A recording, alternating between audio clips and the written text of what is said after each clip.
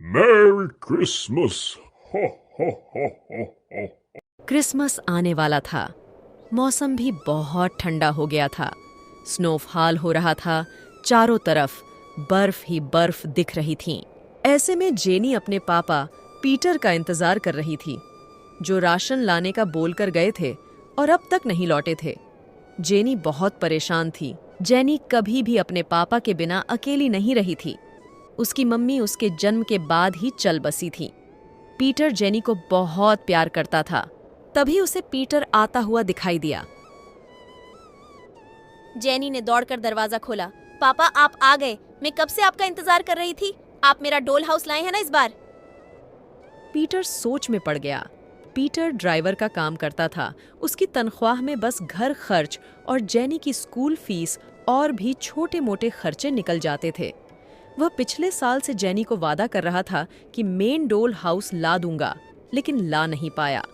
आज भी वह अपने सेठ के यहाँ एडवांस पेमेंट लेने गया था, लेकिन बर्फबारी चालू हो गई थी और मार्केट पता नहीं कब खुले और काम चालू हो, इसलिए सेठ ने उसे पेमेंट नहीं दिया। जेनी भी उदास सी सो गई थी।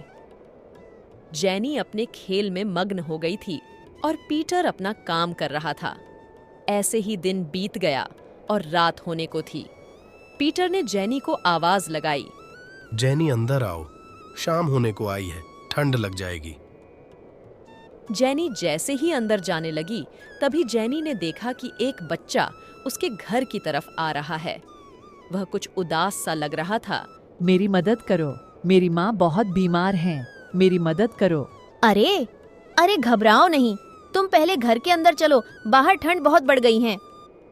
जेनी उस बच्चे को घर के अंदर ले आती है।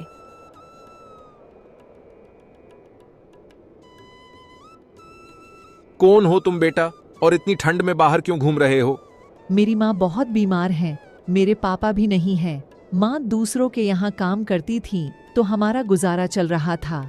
मेरी माँ कई दिनों से बीमार है, घर में खाने को कुछ नहीं बचा।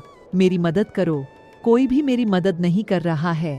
प्लीज मदद करो, मेरी माँ मर जाएगी। मुझे कुछ दवाइयाँ और थोड़ा सा राशन दे दीजिए, जिससे मैं अपनी माँ को बचा सकूं।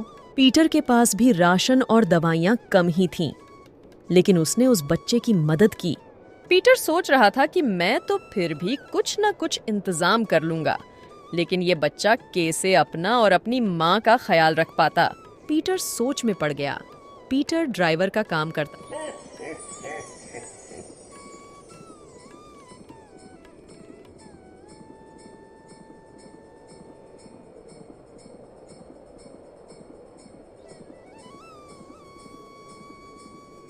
जेनी, मेरी प्यारी बच्ची जेनी। आवाज सुनकर जेनी उठ जाती है। जेनी बाहर जाती है तो क्या देखती हैं कि वहाँ सांता क्लॉज आए हैं।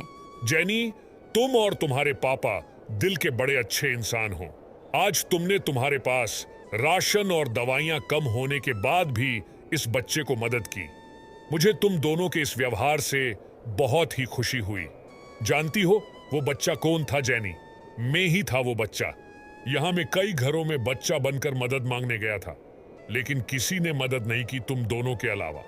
जेनी, सांता भी उन्हीं की मदद करता है जो दूसरों की मदद करते हैं। सांता तो सबके दिल में है। मैं बहुत खुश हूँ और ये गिफ्ट तुम्हारे और तुम्हारे पापा के लिए। Ho ho ho! Merry Christmas!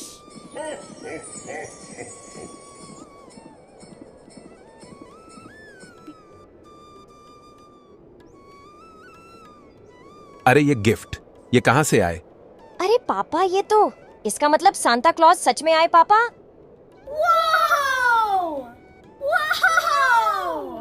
Jenny को उसका डॉल हाउस मिल गया था। हेलो दोस्तों, हमारे चैनल किनू स्टोरीज की ओर से मैरी क्रिसमस। आपका और हमारा साथ इसी तरह बना रहे तो लाइक और सब्सक्राइब जरूर कीजिए किनू स्टोरीज को।